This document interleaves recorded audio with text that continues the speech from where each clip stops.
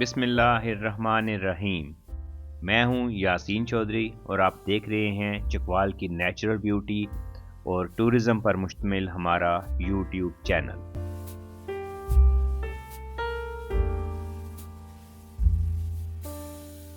آج میں چکوال کی درجنوں جھیلوں میں سے ایک بہت خوبصورت جھیل آپ کے ساتھ شیئر کرنے جا رہا ہوں۔ یہ جھیل بلند پہاڑی سلسلے میں، بلکہ آپ یوں کہہ سکتے ہیں کہ ایک بہت ہی خوبصورت ویلی میں گھری ہوئی ہے اور خاصی وسیع و عریض جھیل ہے۔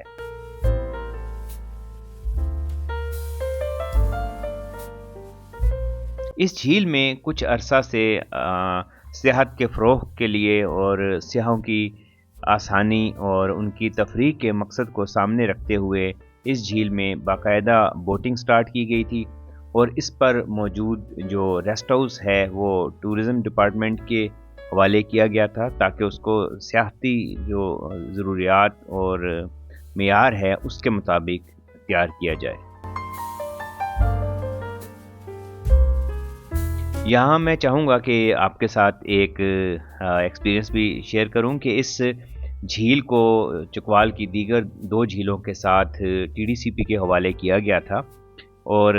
الحمدللہ اس میں ہمارا کردار بھی شامل رہا کہ ہمیں کچھ سال قبل TDCP لاہور میں TDCP آڈیٹوریم میں ایک بریفنگ دینے کا اللہ تعالیٰ کے فضل سے ایک موقع نصیب ہوا۔ ہماری مختصر سی بریفنگ تھی، لیکن وہ 8-10 گھنٹوں پر وہ طویل ہوئی، اور اس بریفنگ میں ہم نے چکوال کے حوالے سے ٹورزم ڈپارٹمنٹ کو خاصی تفصیلات فراہم بھی کیں، اور جو ہم اپنی ڈاکومنٹری اور چکوال کے اوپر جو بریفنگ تیار کر کے گئے تھے اس کو بھی وزیر سیاحت اور ٹورزم ڈپارٹمنٹ کے اعلیٰ ترین افسران اور کنسلٹنٹ نے الحمدللہ اس کو نہ صرف دیکھا بلکہ اس پہ پھر بھرپور طریقے سے اقدامات بھی کیے۔ اور اسی وقت پھر یہ فیصلہ کیا گیا تھا کہ چکوال کو TDCP ڈپارٹمنٹ باقاعدہ پروجیکٹ کے طور پر انیشیٹ کرے گا، اور پھر جب ان کی ٹیمز جہاں پر آئیں تو 3 جھیلیں جن میں دھرابی جھیل، ڈھوکٹالیاں جھیل اور لکھوال جھیل، اس کو جو ہے وہ آپ کہہ سکتے ہیں کہ پہلی سٹیج میں ان جھیلوں کو TDCP نے لیا، اور وہاں پر باقاعدہ ریزورٹ ڈیولپ کرنے شروع کیے، اور اس کے علاوہ جو ریسٹ ہاؤسز تھے ان کی اپ گریڈیشن شروع ہوئی۔ لیکن پھر انفارچونیٹلی کچھ عرصہ یہ پروجیکٹ جو ہے، بلکہ کافی عرصہ یہ بند رہے، اور ابھی ریسنٹلی دوبارہ دیکھنے میں آ رہا ہے کہ TDCP ڈپارٹمنٹ ان جھیلوں پر دوبارہ توجہ دے رہا ہے، ان کو سیاحتی معیار کے مطابق تیار کیا جا رہا ہے۔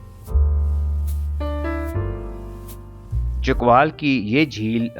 ڈھوکٹالیاں گاؤں کے قریب واقع ہے، اور اسی مناسبت سے اس کو ڈھوکٹالیاں جھیل کہا جاتا ہے۔ یہ دراصل ایک مین میڈ لیک ہے،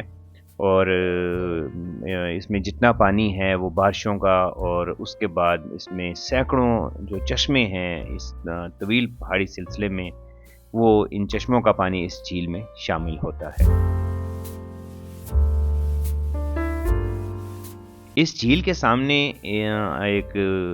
بہت ہی خوبصورت اور بلند و بالا پہاڑ ہے۔ اس پہاڑ کے اوپر کچھ اس طرح کی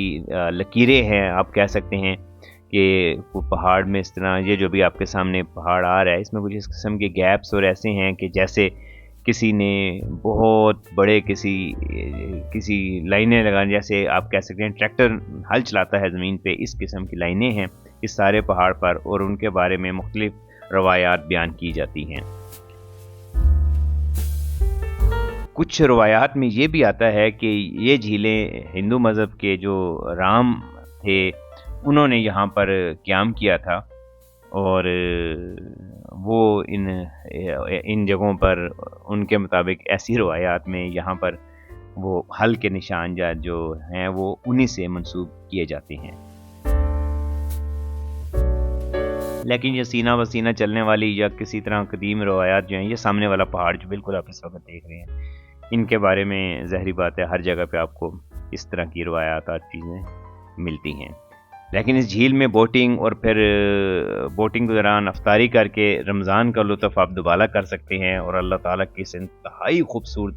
دنیا کو نہ صرف یہ کہ بھرپور انداز میں اس میں سیاحت کر سکتے ہیں، اور یقیناً اللہ تعالیٰ کی شان کو سراہے بغیر انسان نہیں رہ سکتا۔ آپ کا بہت شکریہ، اپنے کمنٹ میں ہمیں ضرور آگاہ کیجیے گا۔